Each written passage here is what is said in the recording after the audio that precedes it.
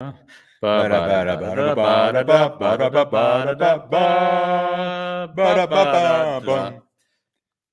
know where that came from? Packing? No, do you know where that song came from? I actually remember it from Beverly Hills Cops. Oh, do you really? When they were humming it in the car. Oh, and you don't know where they got it from? They mentioned, but I forgot. They got it from a show that was in I think the 60s. Yeah, it wasn't the 60s. It was called The Newlywed Game. And you have to watch it if you've never seen it. I don't have to watch anything. It's like the reality TV show of the 1950s. They used to put... I'm really good. I need to discuss this with you, Bambos. We can't just jump over this. This is an important cultural thing you need to know. Today, Doughnut Economy. We're on with Ruurd Priester. We got Ruurd from our mutual friend, Peter Koenig. Peter said, you need to have Ruurd on. And I didn't even look at what Ruurd was doing, but I said, we're going to get him on. And he decided that he was going to join us for the day. So we're going to talk to him about sustainable economies. And we're going to make it exciting, Bambos. We're going to make it very exciting and emotional. Yeah, because I want to see Ruurd cry today. That's what we're going to... Oh, if we get him to cry, we've succeeded. You know what? It's possible that he does cry the way the world is going now. Yeah, it very well could be. So we have a comment coming in. Raul tells us already he's living in the dome. So we're going to talk for the hour with Ruurd on a wonderful chaos.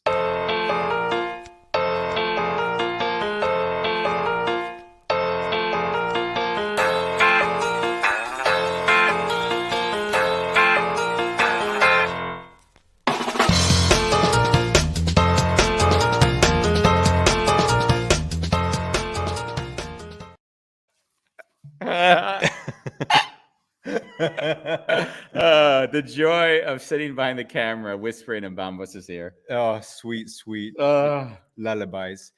Andy, how are you on this fine Tuesday afternoon? You know, the fact it's Tuesday, I just realized it now that you said it was Tuesday. It feels like Thursday. It feels like Thursday. That's what this week has felt like for me. Do you know what else it is today? It's the last Tuesday before we go on sabbatical. Everything is a countdown for you. Everything is like, you know, I want to play the Doors song, My Only Friend, The End, you know? We can play it on the last show. This is the end, my only friend, the end. Except YouTube always cancels out our shows when we have music. Yeah. Yeah, you can't actually play music on your videos. It's really a shame. So Ruurd, we in general haven't taken on topics that are of a more intellectual nature on the show. Economy, politics. No, we've sort of strayed from it. And I think part of the reason is that they make me so depressed. I think every time I talk about this subject, I just think to myself, Jesus, let's just go out and enjoy ourselves, you know? Yeah. I mean, I photographed someone who's also doing like research at the University of Amsterdam. And when we were talking about COVID, he says, I'm not worried about COVID. He said, I'm worried about the climate. Yeah. You can't believe the kind of legislations we're trying to prevent from happening. Yeah. To save the environment. Yeah. Yeah, and how slow it is. And it's urgent. Yeah. Whenever you talk to anyone who's in the field of sustainability, really tracking it scientifically, they look at you like it's burning. The house is not, it might not be burning down. It is burning down. So what are we doing? I mean, I've been told we have about like 9 years, really? An estimate of 9 years before the whole shit house goes up in flames. Okay. All right. We can ask Ruurd. That's the first time you've done that. Matthew McConaughey impersonation. All right. Actually, that was the Doors. Oh, was it? Yeah. Okay. Yeah. Matthew McConaughey took it from the Doors. Did you know that? Yeah. Oh, I just saw that in a video. Hey, Ruurd. So how much time do we have? Yeah. How many days do we have until we can like call it a day? It's getting really, really seriously in the second half of the century. But if you look well, of course, it's getting extremely seriously. It is extremely seriously for many, many people now. Yeah. So I know you like having a good laugh. I know that by now. But I mean, there's loads of people deep in the shit already. Yeah. Loads of people. We're talking millions. So in the 9-year thing that you're referring to, what's called the Decisive Decade, Yeah. So we need to go through these transformations, systemic transformations, really like simple, like getting off the fossil fuel, for instance, creating a completely new clean energy economy. We need to create systemic breakthroughs on topics like that in this decade. Yeah. And it's not yet happening. So we are, what's it now, 1.5 year that we have. So it's by the way, it's exactly 100 months that we have for, that's the remaining amount of months this decade. Oh, is that right? 100 months is the remaining amount of months this decade. Yeah, there's already, so there's platforms and communities popping up by the day. And last week there was a big one introduced in the Netherlands, which is actually called 100 month, because that's what we have. Wow. I mean, do you just I was looking, yeah, please go where you want to go. We have a second. Can I get a cap too? I look so much better with a cap. Yeah. Yeah, you have 30 seconds. Please. Enjoy yourselves. Yes, we will. When you said there's people who are suffering right now. Yeah. What is he talking about? That's what I was going to ask him when he said millions. I don't know because what we do know is that there will be massive displacement of people. Like that's clear. And that displacement's already going on. If you look at that's better now. Yeah, right? Yeah, much better. Yeah. I'd like it if it were just a little bit more orange so we could really see you were Dutch, but this will be okay. This is, okay, cool. So we're just asking ourselves, when you say there's people suffering in this moment, what exactly, can you be a bit more specific about around that subject? Well, there are islands in the Pacific that that already now, where houses are flooding away, so that are uninhabitable. Much of the recent fires and storms are related to the global warming. And I mean, it was also, even for the Dutch, it felt like a faraway story, but we've had this flooding in the south. Yeah. With close to our border in Germany, quite some people died. So this is quite nearby, all of it. I mean, I've often thought to myself that the displacement and the ecological refugees that are going to come down the pipeline, like we don't even know what that'll be like when these people who live, wealthy people, I'm sure, living very nice lives, all of a sudden their house washes into the ocean and they can't get to a location where there's any space for them. Like that whole crisis is something that we've had the luxury of not having it because it was always in countries that were underdeveloped. Afghanistan. Yeah. Or war torn. True. So there's a lot of, and how much time did you plan in this talk to talk about this depressing part? Shall we set aside a time limit of a couple of minutes or so? No. I mean, we can go to, we'll go to like, I was going to say something bad, but I won't. I was going to make a really bad joke. I'm holding off today. I'm playing good. No, I mean, it is, it's so totally real. Okay. And so this is so much about imagination, essentially, right? So for people who have grown up like us in all of these years, all of these decades, with all of this growth and all of this intense notion that future will always be better for next generation. Yeah. So saying goodbye to this story, this myth, is unimaginable. Yeah. It literally is for most of us. Yeah. And it's so spooky, so scary that it's totally understandable that you don't want to dive into this. Who would want to dive into this? At the same time, we have to. So once you sort of, there's something happened in your life that made you decide, okay, I'm going to be open emotionally to this subject. Yeah. You can't go back then anymore. So talking about fun and trying to get me crying, it's not difficult to get me crying, I can tell you. Yeah. It won't happen in this show because I'm armored. Yeah. But it's not difficult. It's really like stepping out of the matrix and giving yourself a good slap on the head and like, we're fucked. Which pill would you like to taste? So going from there, just to transition a little bit out. So what draws you to the Doughnut Economy? Or maybe let's start with what is the Doughnut Economy, and then we can move from there. So can you just give us a brief, what is the Doughnut Economy? Yeah, so Doughnut Economy is a book. I have it here. I thought I had it here. I always have it here, but I don't have it here now. Anyway, it's a bestseller by Kate Raworth. Yeah, that's the main image, but it's much more. So it's a bestseller. It's written by Kate Raworth, who was a former sort of an economist, who really sort of at early age found out that the whole economy was based on really silly assumptions and ideas. Yeah. So she sort of went away from it, and it later came back and wrote this beautiful book. And in essence, it says we have 20th century economical thinking.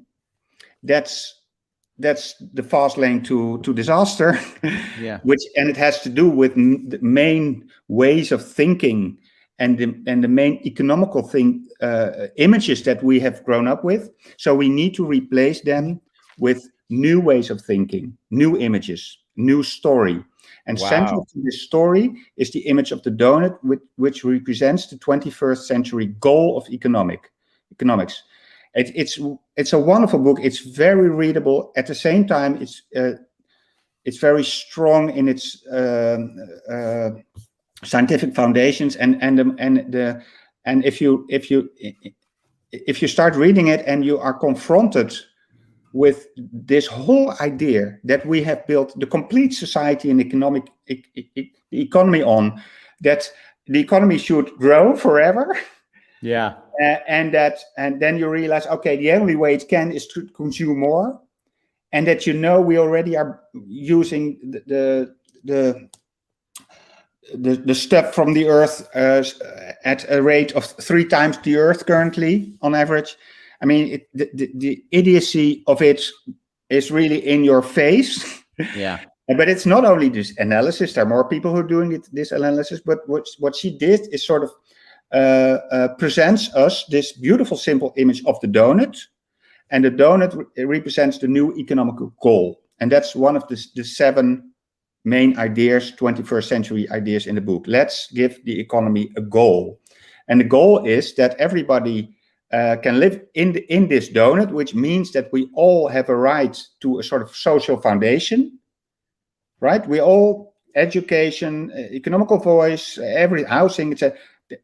Right? That should be a basic goal, of course, right? Yeah. Nobody wants to live on the street. But there's also a ceiling, which is defined by the planetary boundaries, which is also scientific framework, and so there are 9 life-supporting systems. Like we need to, there needs to be biodiversity. We should not put too much acids in the oceans. We should not put too much CO2 in the air, etc. So this and this inner circle, the social foundation, basically is selection 12 of the social sustainable development goals. So it's really simple. It's all there. It's a combination. It's just a very clever combination of two scientific frameworks: a social foundation, an ecological ceiling. So the goal is that we, as humanity and everything that's alive, can thrive in that area. Yeah. It's linked to data. It's simple. It's one image. It's appealing. People make images like that all of the time, create their own donuts all of the time. We have hundreds of them. So it's cool. It's cool. The word thriving really jumps out at me. So it's not surviving. It's not trying to step on others to make it. It's really hands in hand. Exactly. Yeah, it is. Yeah, I so much agree. So I was thinking, how can we translate it to Dutch? And you get gedijen, which is a very old Dutch word, but very beautiful word. Gedijen. It's like nature, right? If you are, if we are grown up, so to say, and then you gedij, weet je, and really later on, Yeah. then there's a sort of a decline. But there's this long phase of that you live. And it's all about life, of course. I mean, there's only one system that we know of that is sustainable, and that's the living system. That's nature. There's never been another sustainable system. Humanity hasn't built one. Previous civilizations haven't done it. We know that there is this sustainable system that we can thrive in. It's simple as that, essentially. And so about the book, this is the first of the 7 thoughts, but there are 6 others. And we won't dive into them, all of them, but it's a readable book. It has a very simple structure, old way of thinking, new ways of thinking, old image that was in our economical textbooks, new image. And the good thing is there are 2 of these other principles, ways of thinking, are regenerative and distributive. And that's putting words like design principle like words on nature. So I think that's also very clever, right? Like we know regenerative, like how nature is, but it's also a better version of the word circular. We now know circular economy or bio-based circular economy. Regenerative is a wonderful word if you want to reimagine the world around us. And distributive is also very exciting because we now see all of these experience deeply these non-distributive systems, top-down power, global economy, change around the world, extremely dependent masses on decisions of a few, on ownership by a few. That's only progressing this. So we need to get to distributive societies, and distributive societies is something very practical. I mean, that's building society up from strong neighborhoods where people can live, can thrive, to bigger connections, to distributing. It links to distributed clean energy. It's such a rich source of thinking and designing the world around us. Anyway, so you notice, ask me about Doughnut Economics, and I can even get the 2 of you silent almost. Well, look at him; he's shining when he talks about it. So it's all very beautiful, but we don't live in that ideal world. So what are some of the issues that you're confronted with in trying to implement this way of being? I mean, a lot of things jump to my mind, by the way, but wow. It's a really good question because of course we've seen so many beautiful books with wonderful ideas, and so specifically on the economy and sustainability and the climate crisis, and so there's a whole lot of analysis, right? If you look at science, there hasn't been a bigger effort in global collaboration on the analysis of the problem. It's mind-blowing, and it's in extreme contrast to the solutionism part of it. Right?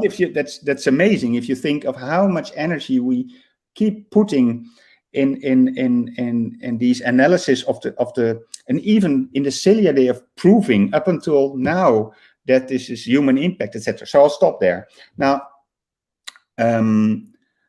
I think a beautiful thing that the author Kate Raworth decided when she noticed that this book became so popular, and she of course went around the world because there's 30 translations or so. So she had been visiting these countries, and she noticed that people did not wait and just turned it into action, transformative action. So that's a cool book. How can I bring could I bring my shop into the donut? Interesting. Can I put my household in the donut? Can I put my village, my neighborhood? So people intuitively thought, interesting. So it's that practical that it offers handvatten, means for people to become active. So when she had noticed this happening all over the place, and she's popular on Twitter, etc., so without marketing, as we know that it works, without that, just by the power of these ideas and the simplicity of the images and the practicalness, people were picking it up. So she said, okay, I'm not going to write a second book. I'll set up an organization to support these networks. Simple as that. Wow. So she did so. It's called the Doughnut Economics Action Lab.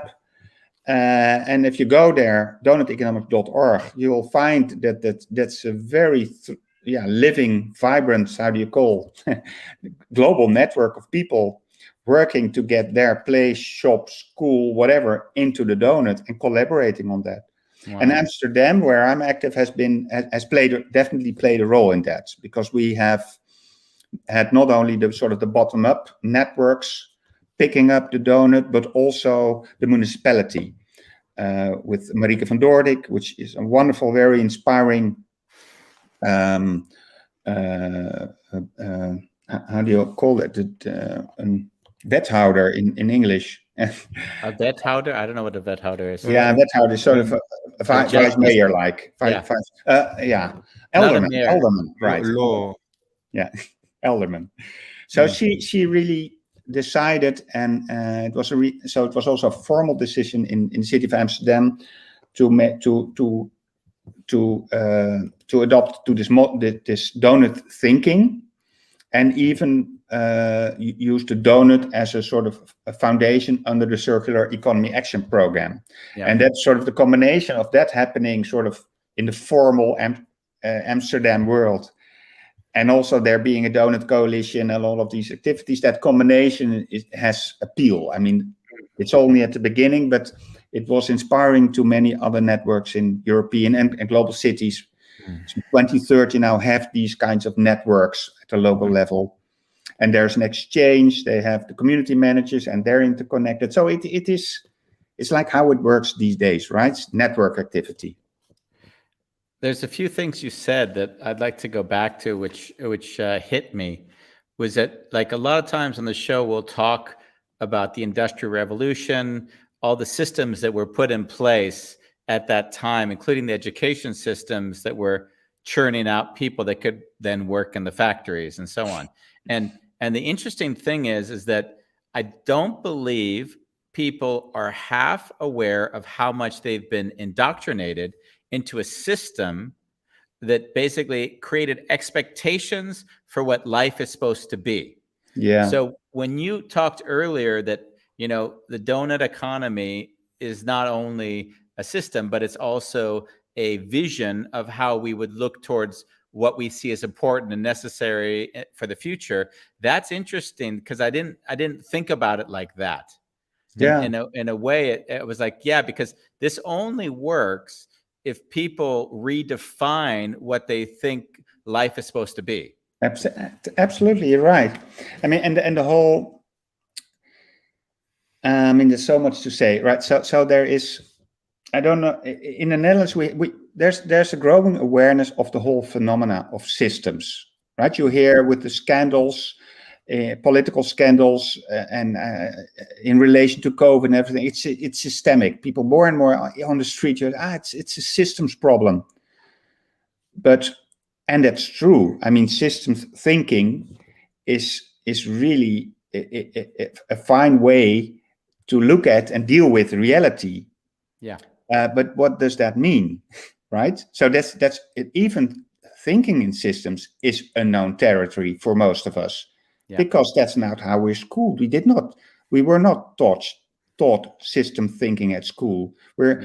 I mean, at school you have these specializations. Yeah. You are put in a box immediately. School level, profession. Yeah. I mean, everything is siloed. Everything is put into a little box in our Western way of thinking. That's not how it is. That's 20th century. It was not like that before. Yeah. It's not like reality. Everything is interconnected. Yeah. And there are some basic understandings of how systems work that are really very handy and helpful in sort of living in these times. Like for me, so you have Donella Meadows, right? She is the mother of all systems thinking.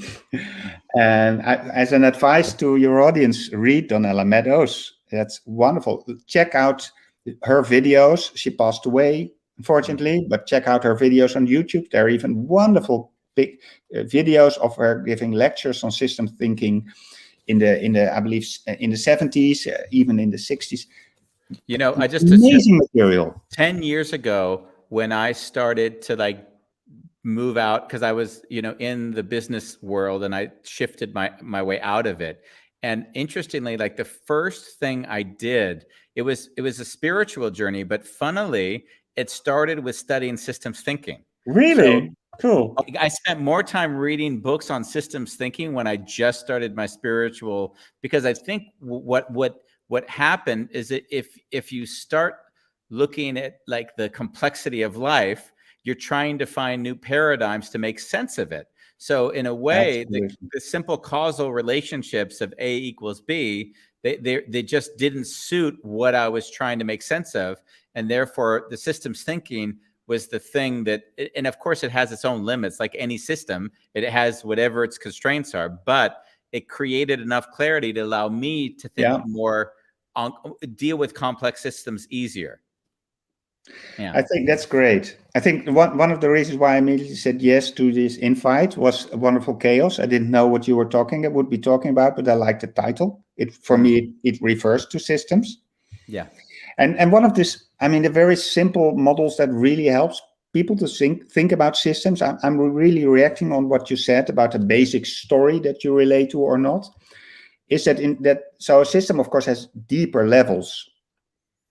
What we usually see and experience in society are the behavioral patterns that we are used to, right? We consume, sleep, all the things we do. Yeah. These behavioral patterns are, of course, steered or limited or defined in a way by the systemic structures that we've set up. The whole world is we are designers, intentionally or not. Our roads, our infrastructures, our policies, it's all system structures that are defining for our behavior. Think of social media, best example ever. They are designed in a way to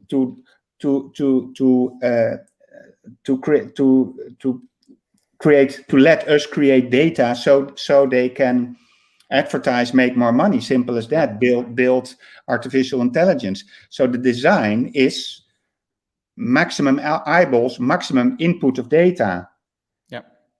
So that's a system structure. It's an intendedly designed system structure, and it's on a global scale defines our our behavior online.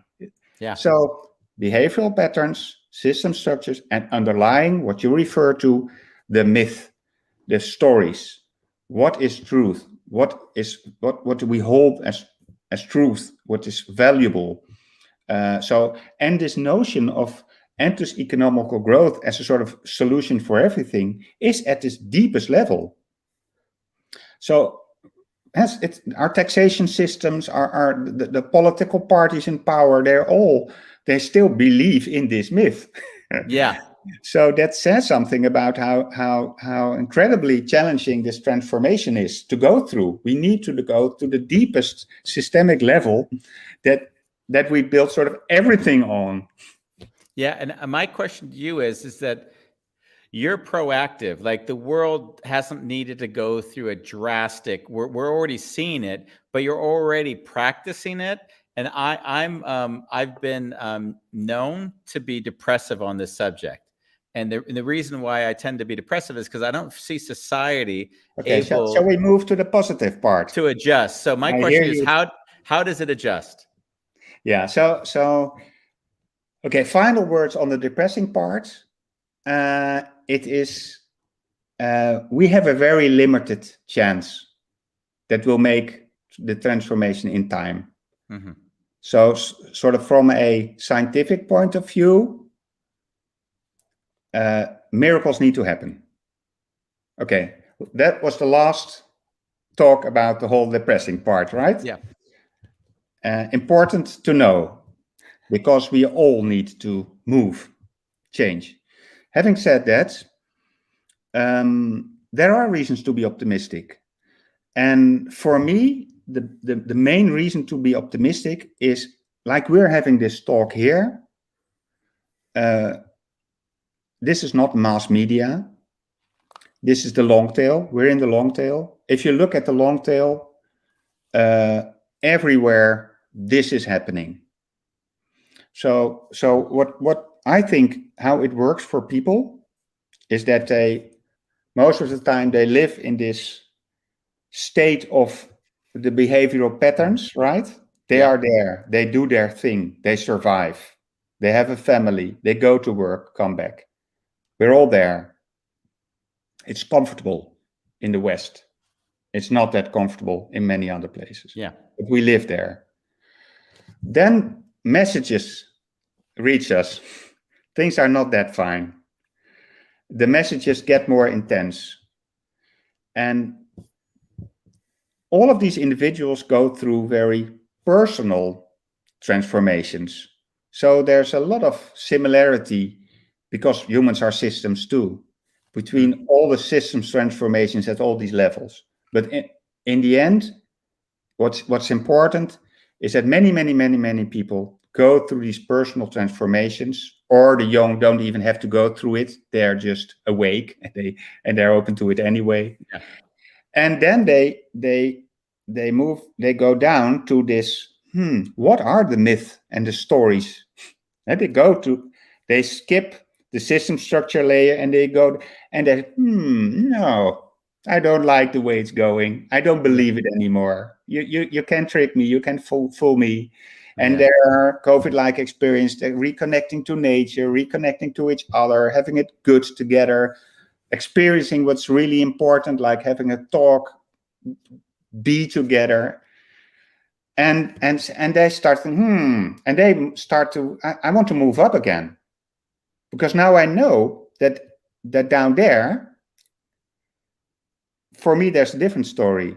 So I will challenge the system structures. I will challenge the behavioral patterns. I will create I will work to create with networks together other system structures.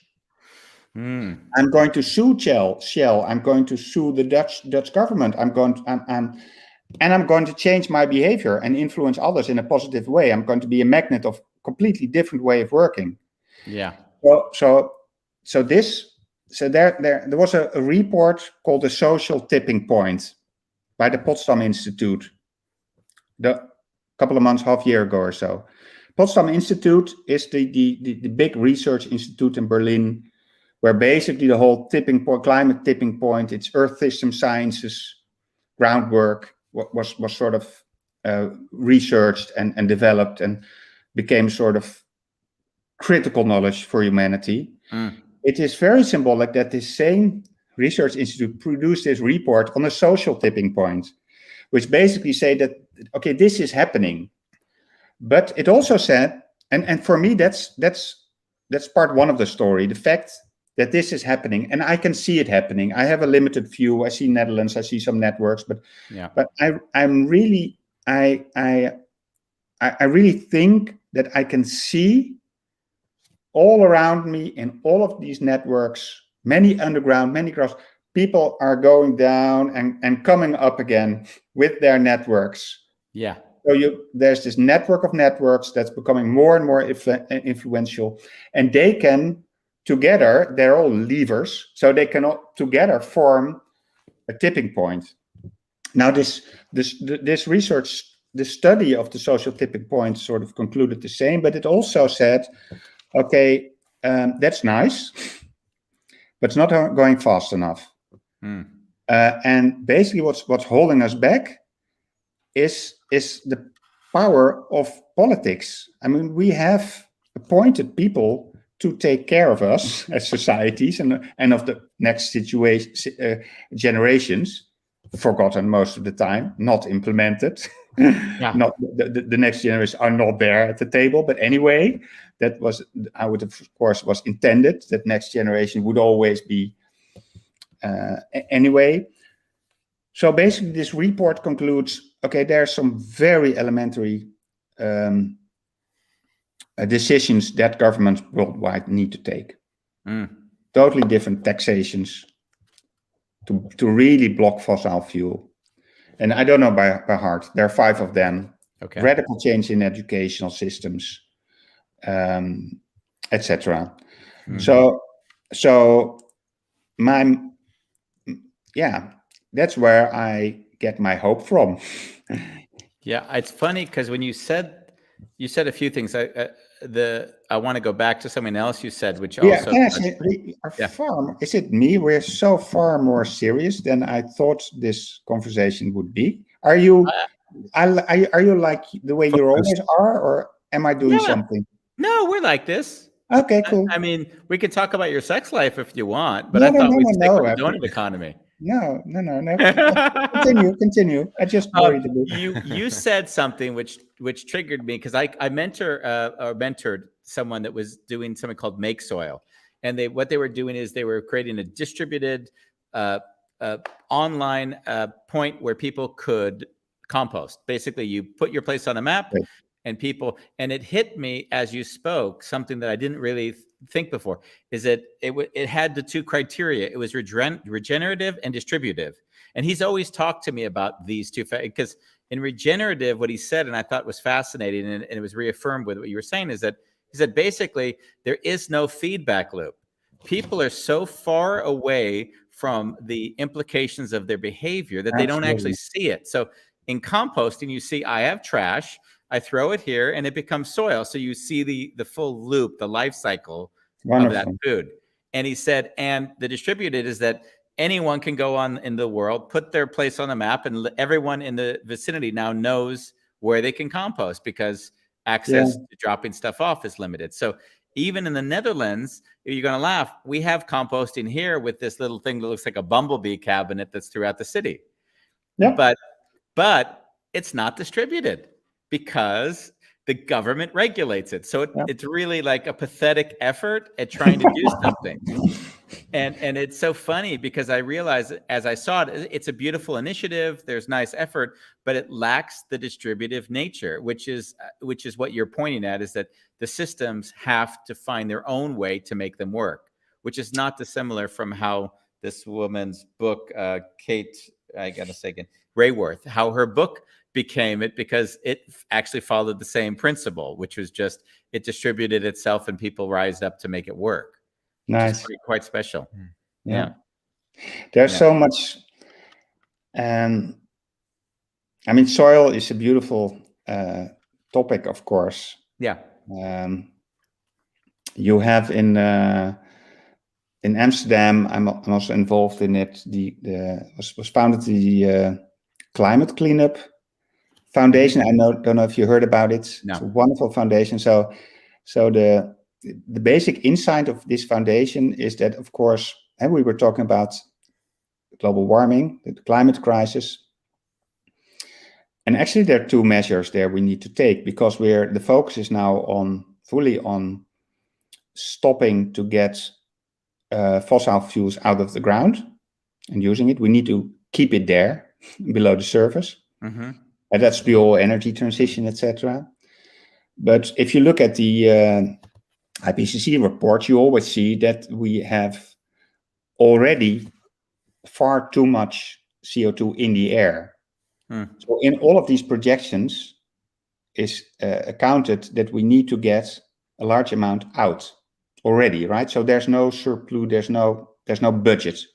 That's an often made mistake, that if we would have there's no budget. We are already far through our budget. We're calculating with the idea that we will be able to get it out. Yeah. Which is a huge thing, because fossil companies, industries, are sort of also proposing technologies, highly expensive, subsidized technologies, to take it out as an excuse for prolonging their business. Oh yeah, and that's one of the incredible scandals of our time. Survival. That's often an enormity that if you understand that. Now, what's what is helping to get CO2 out of the air? Nature. Yeah, we know trees. Yeah. But we are destroying nature. So that's quite a problem. Yeah. So we have about 1,500 gigatons too much CO2 already in the air. Now, the very special thing to know is that if you add up all the natural stuff growing on Earth, you have roughly the same amount of gigatons, 1,500 gigatons. That's the weight of 1 by 1 by 1 kilometer of ice. So we need to get 1,900 gigaton out of the atmosphere, which means double nature, right? Because if we double the amount, simple, right? Interesting. Yeah. So that's the story of climate cleanup.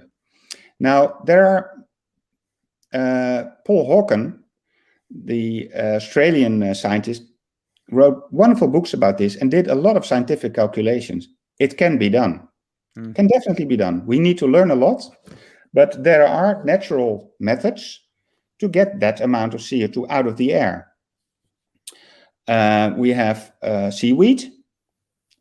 And most of the green material is in the oceans, right? It's not of these 1,500 gigatons. Seaweed grows extremely fast, and if it grows in waters above a kilometer depth, which is a large part of the oceans, and it trickles down, it nests on the surface, that's one of the fastest ways. But there's also minerals like olivine, and of course there's trees and all sorts of reeds. So there's a lot to do there. And I'm telling you this whole story because I think it's wonderful. What climate cleanup does is helping all of the companies that are working on these natural methods to get CO2 out of the air, at the same time rebuild nature, at the same time doing that via distributed business models. It's so wonderful. They don't get a penny. They're working like small-time entrepreneurs, and they're succeeding, right? They're massively successful. Some of them, they are successful, not massively yet. And so what I learned last week, there was a session by Climate Cleanup, and there was this. There were the specialists on all of these materials. The figures were amazing. I mean, I think you should talk to. If I can hint some next speaker on this, you should talk to one of these guys. You do not know what you hear. Building in wood, what that can do on CO2, but specifically soil, where you started about. If you enrich soil using seaweed, there are so many advantages. It's such a multipotent solution. Wow. I mean, if you look at the capacity of soil to store carbon, it's already gigantic, but it goes through the ceiling once you start adding seaweed to it. Absolutely. Yeah. Wow. Now, do you hear politicians talk about this? Have you heard? Is it in a program somewhere? Is it in a policy somewhere? We're talking about life-saving solutions for the next generations. Did you hear about this before? No. What? Yeah, because you're not going to vote for me if I talk about that. Yeah. Yeah. Yeah, we're going to talk about something salacious that distracts us from what's really going on. So in America, we're talking about abortion rights in Texas. That keeps everybody very active, and then we don't need to worry about anything else for the next few weeks. And ball games. Yeah, and ball games. I wrote some notes on some things. What you might find of interest in this, I don't know why, but because it's wonderful chaos, there is the workings of mycelium, right? And mushrooms, LSD, which is not toxic and not addictive. Yeah. There was a beautiful researcher there, a wonderful guy who did some university from London, and he shared research on the relation of the use of mushrooms on the impact of the interconnectedness you experience with nature. Yeah. So there had already been proven that if you have a strong sense of interconnectedness with nature, your behavior in relation to climate, biodiversity, etc., is far more positive. So that had already been a proven. I mean, I could science. speak to that. I can already speak to that because I took DMT about, I don't know, a year and a half, 2 years ago now.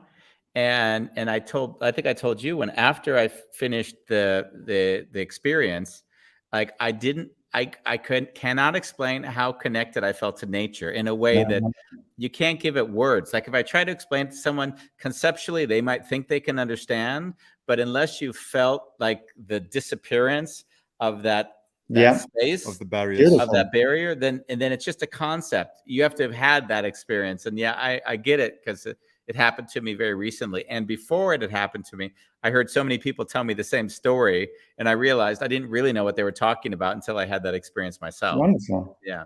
And the word love really vibrates throughout the whole experience, right? Yeah.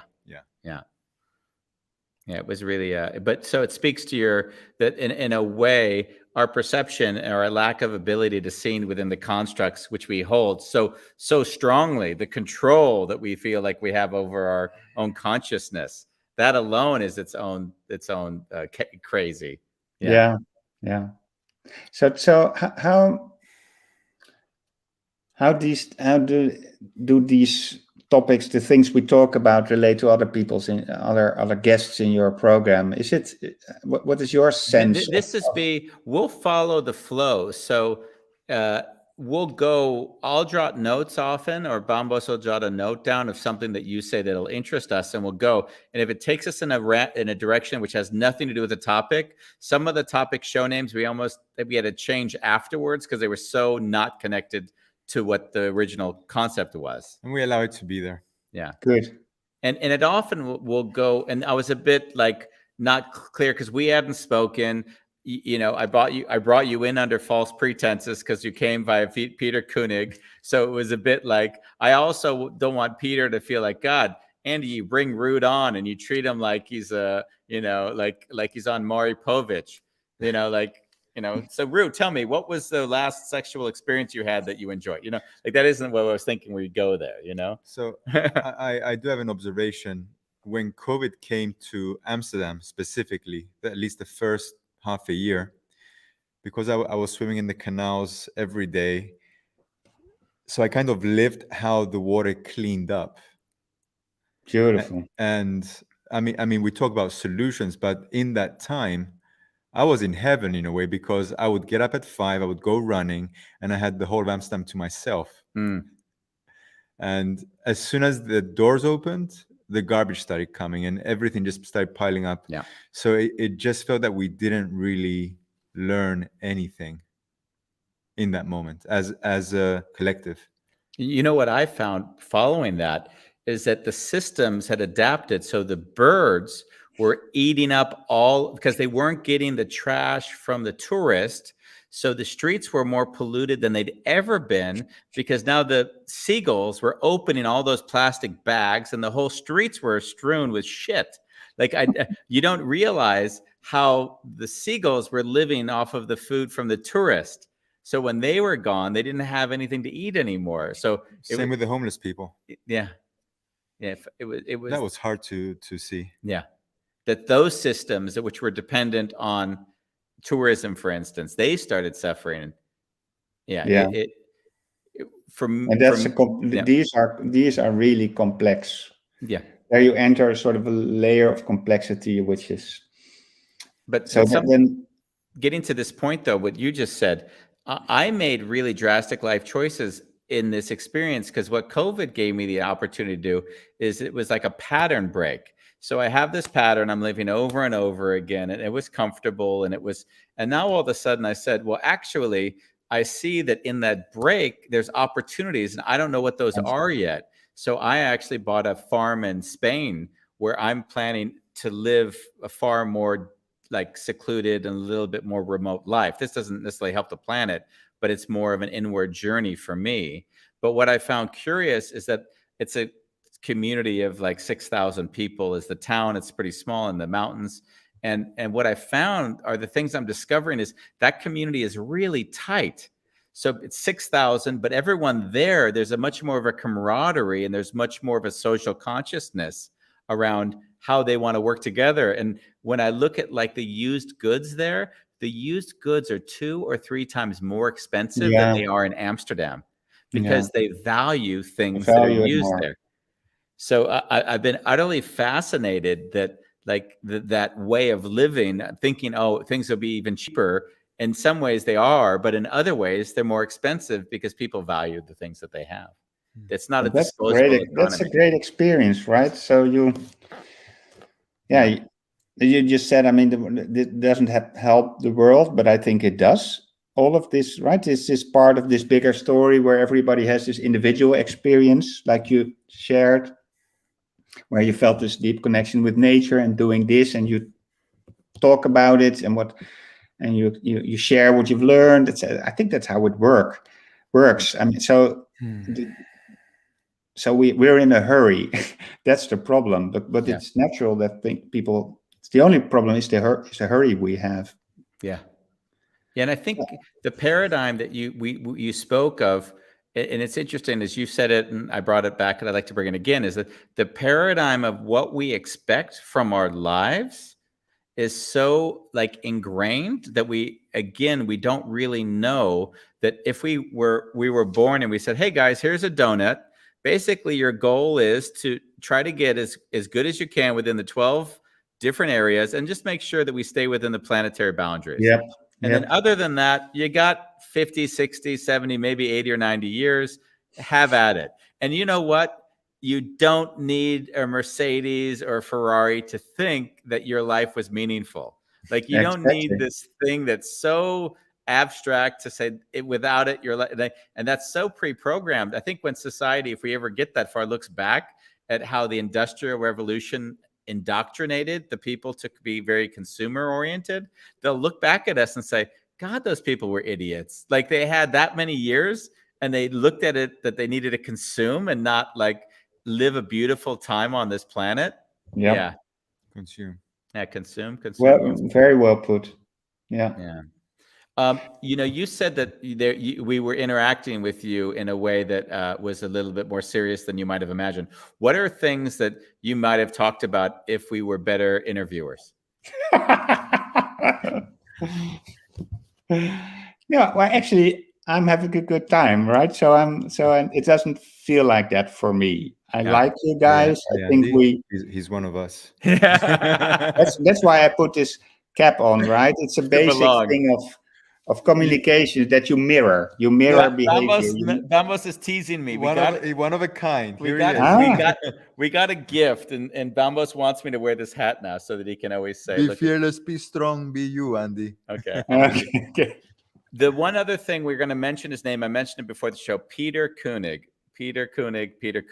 The reason why I and we have been so fond of Peter is because he's doing what you've now stated. He's living in an entirely different paradigm in the current system. So He's basically said, our relationship with money is basically very confused. Each individual has their own relationship with money, and each individual, if they're not aware of it, it'll drive them.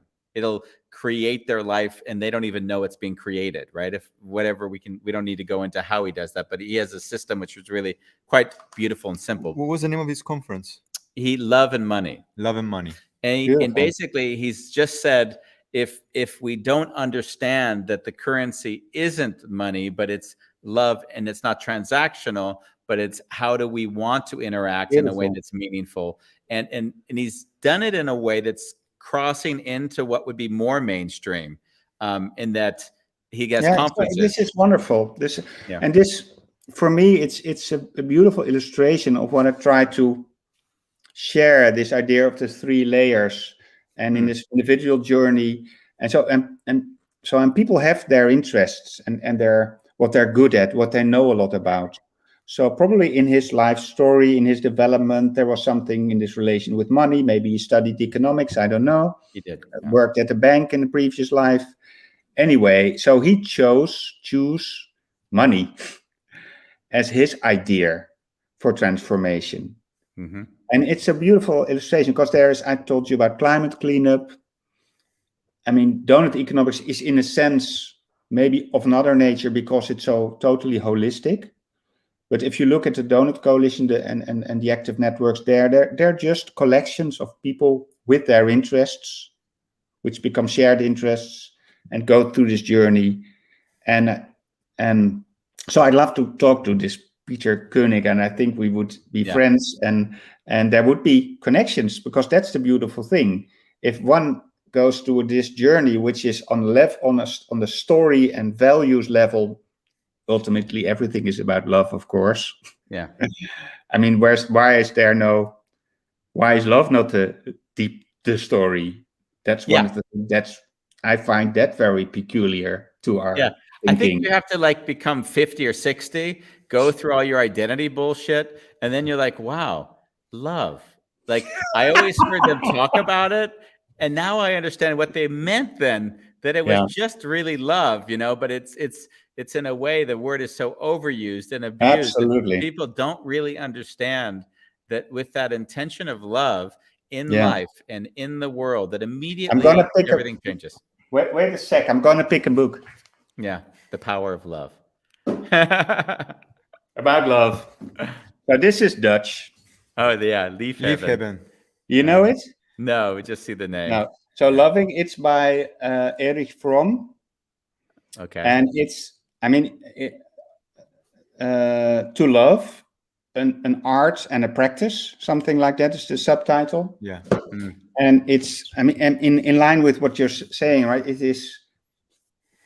So the basic idea in this book, or the insight, is that we as humans are, as a sort of species, distinct from all other species, by the fact that we know that we have an individuality, but we are also part of the whole, which is, of course, deeply confusing. Clearly. Are we individuals or are we part? I mean, if we are not part of the community, we die of loneliness. But if we cannot have an identity, our uniqueness, our self, we get lost also. Yeah. That's complex, and animals don't have that experience. We do. So, and this, in his studies, show that this leads to a very deep concern for human beings, which is to become lonely. Yeah. And that line of thinking explains, is a root for explaining sort of almost all human behavior. Yeah. And then he poses that love, or loving as a verb, is the way for people to deal with this conflict.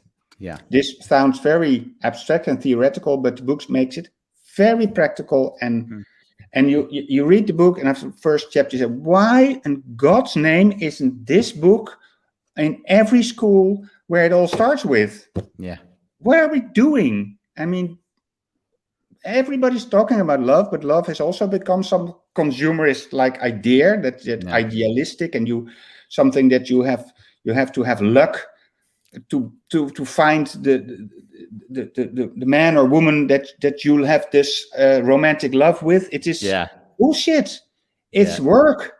It's something that you have to dive into. It's something that you have to learn. But it's the essence of being human is to love. No. So wonderful. And it also is directly related to nature. Because how can we love if we cannot understand that how loving nature is, and that we're interdependent there? Yeah. Beautiful, don't you think? You're preaching to the converted on this one. I know, but as you speak, and I did this tour through the U.S. I was sat with 60 groups and asked them to write letters to loved ones like it was the last letter they'd write them. It was very intense. Beautiful. And what happened was in the session, this little Asian girl looks at me with these skeptical, kind of a little bit anxious eyes, says, "Why are you doing this?" Like not a question really open. There was a lot of the kind of and I like sat and I was like, because I love you. Oh man. And even now I could cry saying it because I Yeah, could feel so the do I. emotions. And it was, and then she, and then I saw her face go blank. She had no clue what it meant. And I think, it was like when you're that far away in your life till still trying to be something and get somewhere and achieve, because the hamster wheel is kind of dangling a carrot and you got to keep running in that wheel. So it's hard to see anything that's not in that wheel. It's almost like that wheel is my reality. So anything out of that wheel is strange, weird. That's a guide that you got to kind of avoid, because that just is not, that's not the way we live. Doesn't fit. And it was like it was like weird for me because it was so obvious and it felt so, and I saw how confused it made this person. Yeah. It will be the same. It will be the same of doing the show, right? A lot of people have asked us, why you're not monetizing from it? Why you're not You're just doing it like 1 hour every day. How do you do that? Yeah. Don't you have day jobs? Yeah. Like no one would ever think that there is a reason to do a show just for the love of doing, right? There has to be an outcome orientation. There has to be a pipeline or a funnel or God knows what else. Yeah. I love it. I love what you do. Yeah. I'm a fan. Ruurd, I love you, and we have to figure out another excuse to bring you on. Yes. Maybe your sex life next time. Yeah, we'll go into that because you wanted it to be more spicy. So let's go there. Oh, I love it. Thank you. It was really great being with you. Yeah. Thank you so much. This was, and I really love the story you told me at the end. Told us about this girl. I won't forget that one. Yeah. It's a strong story. It means a lot. Yeah. And you showed me this book. What was the title of the book again? The book was The Last Letter. Basically, The Last Letter. There's 2 books. There's 2 books. The Last Letter is actually writing a last letter, his story. And this is actually about the tour. And that story is also in here. Yeah. Oh, is that story in there as well? Yeah. It's so funny. I don't even know what the hell I've written anymore. Definitely order them. Yeah. Thank you. And because we see that we didn't get, there were a lot of comments that came in. Bolalong in South Africa, who's very active in a lot of these projects.